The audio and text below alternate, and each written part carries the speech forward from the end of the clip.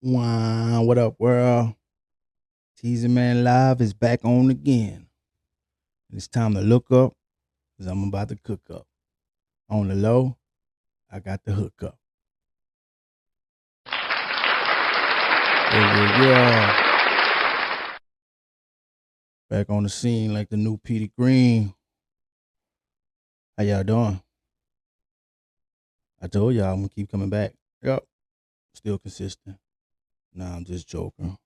Um, yeah. As usual with caption, I'm a caption guy.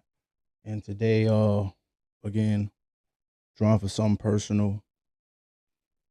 Depending on when you watch this video, it's pretty current to the time I made this video. So hopefully I'm more insightful on it as a result rather. And I want to talk today about a very sensitive subject, but I feel needs to be talked about openly more often. But first, today I'm gonna be talking about, is there a safe space for men to be vulnerable? So I know most men that hear this probably on the surface that sounds soft or whatever. That's just something, most men will bravado kind of either avoid, don't consider, or, just don't care to. Um, because it seems like it's not in our nature to be vulnerable anyway, you know, and, like, sometimes it's hard being a man, we're asked not to complain about it. I'm not the type to complain, you know.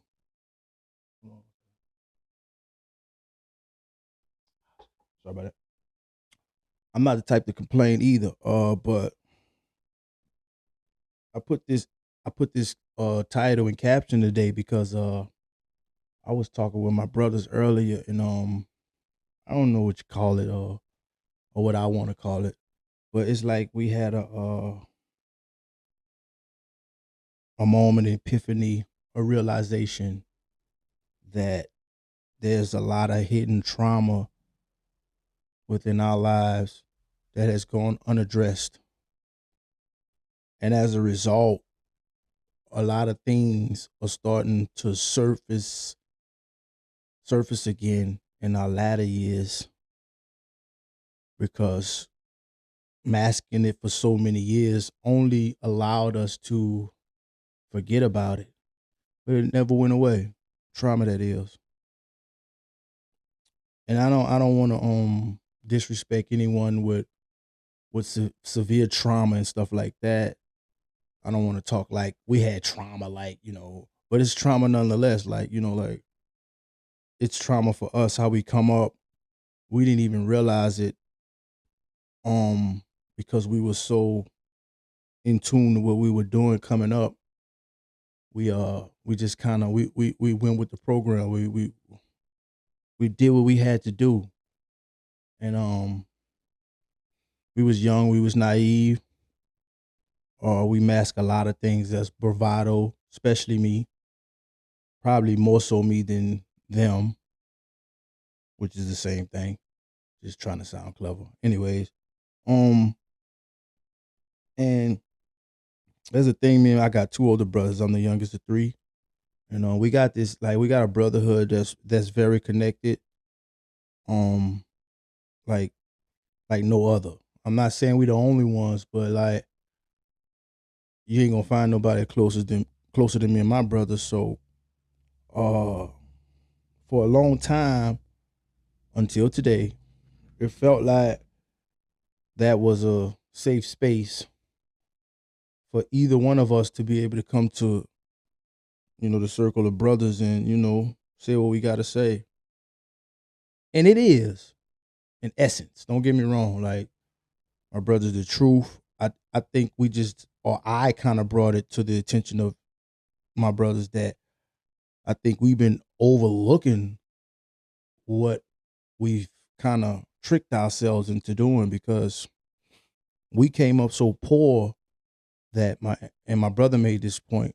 We came up so poor that we kind of created these facades, if you will, like, and each of us had our own version of it, and it translated into what it translated to later in life, and we all kind of see how it plays out now, and everybody kind of just grew up, went their way, and did their own thing. Had their family, kids, etc., etc. So our thing when we was coming up, because we were dirt poor. I ain't gonna say dirt poor, but we were poor. And you coming up in New Orleans, you'll get talked about a lot if if if you're not on the high end scale of the materialistic things, and we fell well short of that coming up. I still have nightmares of that stuff. I think that's why I overcompensate with all the nice things I got today. But nonetheless, it pointed out some hidden trauma, because at the time we created these characters, it's necessary, right? It was necessary to like for me it's Teasy Man. I realized today that Teasy Man is a persona, and Carl Henry is trying to break through, if you will. And you combine that with being brought up in the streets too, like like the rough part of yeah, where it go down at. We was in there. So you add that with being poor, you know, the characters were in full effect. And mom's meant well. She did the best she could. She raised us right. We always had what we needed. So let me be clear. This is not to disparage my mother. I don't want y'all to get it misconstrued.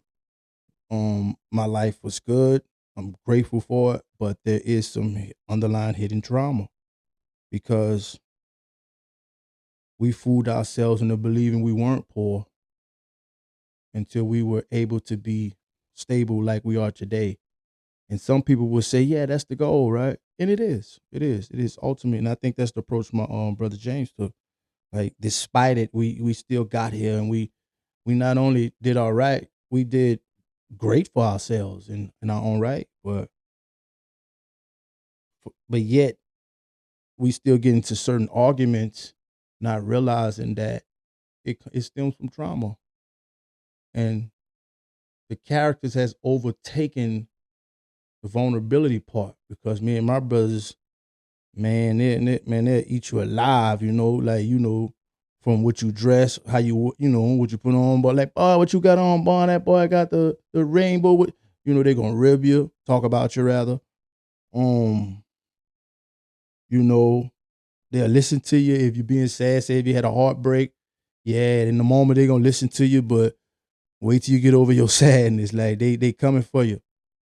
So like, subconsciously, I don't think either one of us were being truly, truly vulnerable, because we kind of afraid that our brothers gonna laugh at us from how we sound. So, and it's subconscious. It's not even something we did knowingly. So that's why I kind of say all my brothers, I think we all tricked ourselves um into this position, or at this point, to where we haven't addressed things that really we should have been crying about when we were kids.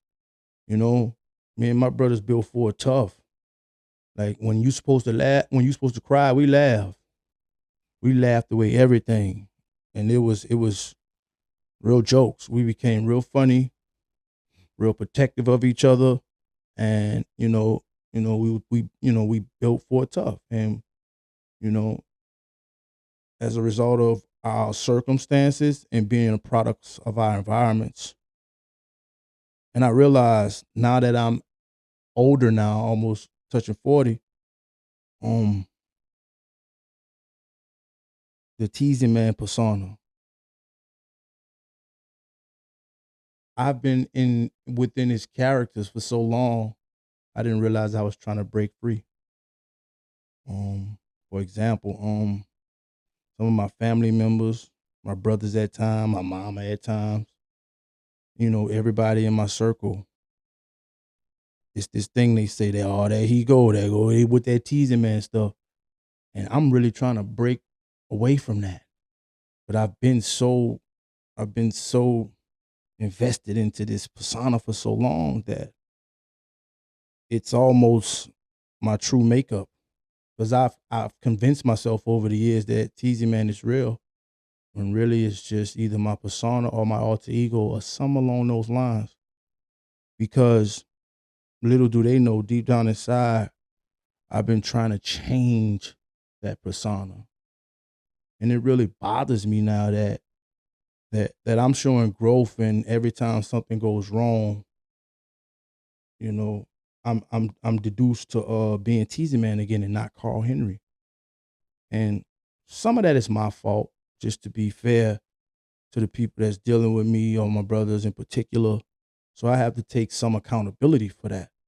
But I think sometimes, like, I just I just give into the character, because there's been times where I tried to be vulnerable or try to switch it up, and it's a problem with that, or at least it seems like it. So I think at some point I just said, you know what? I'd rather live in a persona than be called Henry, because it's too difficult to battle with, trying to prove that I'm a good person, and I'm not that guy anymore that, people remember me as, the guy, and I was really like that, even though I'm saying persona, don't get it twisted. I was really living like that, but I'm man enough today to admit that I was raised way better than that. My mama taught me better. I had to fit in. I wanted to fit in. I needed to fit in. Where we came up at, especially being poor with it too, you had to develop some type of shield to protect yourself from, from hurt and uh depression and feeling bad and sad about yourself, because, kids don't care about hurting your feelings. And I think to a degree, us as men, we don't care about it until we start getting older. And it gets harder and harder to mask it. And so we just had open dialogue today. And, I kind of suggested that, there should be a portion of our brotherhood where, you know, it was just a suggestion, but it's a portion of our brotherhood where we should be able to come to each other as vulnerable as possible, and we take all that laughing and joking out of it, because a lot of my trauma is real. And it got even realer when I start speaking about it, almost like teary eyed. Well, not almost, it was. It was almost on the cusp of literal tears until something interrupted the FaceTime. But when I was talking about it, it's like I started living it all over again. Like, days when we was picking out people's old shoes for the first day of school, and we all had to look at each other with that look of sadness and embarrassment and humiliation. But we all shared that experience, or how our dad wasn't there like we wanted him to, and watching our mama struggle as three boys in the house, and my brother, my oldest brother, having to give up his childhood for me, and him resenting me for that, and me feeling bad that he had to do that. He get, like, we both feel the same thing, just two different things. We realized that. Like, I realized, and not in a bad way though. I realized he resented me for having to grow up too early, and still, like, to this day, having to kind of play father figure. Me and my oldest brother were more like father son. And the flip side for me, I feel bad about, you know, when I think about it, at least I feel bad that my big brother had to grow up early because of me, mostly because I was a wild. I mean, he had to, and my mama literally asked him, and I think we realized today we've been arguing for years, not realizing that, the love is realer than we thought, because Everything I do is to show him that I can't give you your childhood back, big brother, but I can show my appreciation through how I'm living, how I live. Like, you didn't waste your time on me. Like, I turned out okay. And I always want to make my big brother proud. It's like I realize I don't care about, I'm one of them people, I care less what you think for the most part, except for my big brother, my oldest. Like, he's the one I want to impress. And I think it's subconscious and trauma that I didn't even realize, because I feel guilty for taking that time away from him. So I don't want to feel like he wasted it by me being you know, a fuck up in life, basically. So, I've been living my whole life trying to impress him, and he's one of the most hardest people to impress. So we always clashing. And that's my perspective. On his perspective is, I'm ungrateful. You don't know what I gave up for you and still give it up for you. And you got the nerve and audacity to scream, like, which is valid. We realizing these things. And, if you had to sum it up in the word, it's trauma.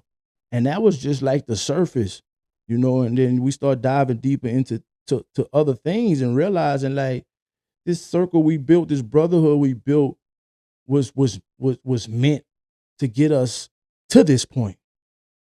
We didn't realize that when we get to this point, that trauma doesn't go away. Matter of fact, it comes back like Hurricane Katrina. And we just so used to masking it with laughter that that's all we resort to, until somebody get mad and it's a crazy argument again. So we were being insane. So that's why the suggestion came, like, hey man, I know sometimes that bravado we got as men, we don't want to be vulnerable and talk about our inner feelings and, whatever. You can think what you want about me, but depression is real, like, imagine having a persona that you want to get rid of, and everybody, still equates you to that. That bothers me. And again, partially my fault. But, I'm trying to break through that psychological it's like like, I'm just trying to break through the imagery of what I once was and who I am, which is Carl Henry, and start living like my mama raised me to be. Because now my circumstances puts me on an even playing field. So I need a new formula. I only created this character because of my circumstances. And I'm so far removed from that, I didn't even realize that I still been hiding behind the character just to continue to mask the trauma that really makes me want to cry sometimes, or cry when I'm alone. Like, so the older I get, the more critical it gets. So, that's why I captioned this: is there a safe space for men to be vulnerable? Because it's often frowned upon if you're a man and you're vulnerable. Like, like, that's weak. Men shouldn't be vulnerable. And a part of me still want to feel like that right now. But if I'm being real and honest, man, and I ain't sugarcoating it or trying to look good for nobody, man, I be in here depressed. I be in here with anxiety. I be in here with regrets. Like, I hate when people still put me next to the gangster image. I don't like that no more. Like, I'm trying to get to another level in my life. And I know often, a good bit of the time I don't make it easy for people to separate me from that. So like I say, I'm accountable of that. But the accountability is still fresh. So, I'm a work in progress. But we're starting to get to the root of what it all is, and it's the trauma. It's the untapped trauma. Like, we haven't addressed the trauma. So, I think we just moving forward, I think we're gonna try our best to, break down some of those barriers that we built and allow each, and I'm just doing this with my brothers. So if, you can relate to a situation like this, just, try it, we're just gonna come together and it's gonna be some type of space where we could be vulnerable and safe, like without judgment, because once you feel like somebody, as a man at least, once you feel like somebody gonna judge you, especially of something that would quote unquote make you look weak, like you're subconsciously not gonna truly vent, and you still masking the problem that way. You know what I'm saying? So fellas, man, like we gotta get over that bravado imagery. We gotta get over that, man. Men don't be vulnerable, man. We ought to be, because I'm exhausted. I'm exhausted, truly. I'm truly exhausted trying to mask this depression and anxiety and not being able to really say what's truly bothering me at times and what's truly on my mind, and without feeling like, I'm gonna be taken as a chump, because I'm far from a chump. Don't get it twisted. All this topic twisted. Let me be clear. But I'm also, man enough to admit, hey, there's some things I need to address trauma wise in a vulnerable state. And in order to be vulnerable is to be open. And man, when you start opening some of the wounds you had closed up, it get real, especially coming from where I come from. So, you know, I just wanted to get on here while the topic was still fresh. And I thought it'd be good to share with the world and my audience, because I think us as men, there's no safe place for us to be vulnerable. We have to create that space, because we are our own worst enemies. We are in our own way. We've created this narrative that, is men don't do that. Nah, it's time to change that. And the only ones could change it is us. So, I encourage my brothers, to, put that ego to the side, put that pride to the side, all that bravado energy, you know what I'm saying? Find you a safe space and allow yourself to be vulnerable, man, and address your traumas. Stop pushing them along the side of the road, because they ain't going nowhere. They're just gonna keep creeping back. And every time they creep back, it get worse and worse and worse till you in your 40s still acting like you 20. Don't be that guy. So yeah, I think I ended on that note. Yeah, y'all just be mindful of that, fellas, and find you a safe place to be vulnerable. Uh, Updates. Y'all check me out on Teasing Man Live on YouTube, of course on Facebook, Carl Henry, Teasing Man 25, Instagram, Teasing Man Live, TikTok. I got much content in the vault sitting on. Just deciding when I want to release it. So when y'all see it, support it. I'm gonna be transitioning, trying some new things. So y'all grow with me, bear with me. Be honest, because I'm stepping out of my comfort zone. But yeah, just be on the lookout for a couple of new formats and segments and how y'all used to seeing me doing things. While still keeping all of the norm, I'm still gonna do these videos and the stuff y'all used to seeing. But I'm just adding on, so be prepared. I'm coming. But yeah, I've been talking too much. Appreciate y'all time. Thank you guys for the support. And until next time, deuce.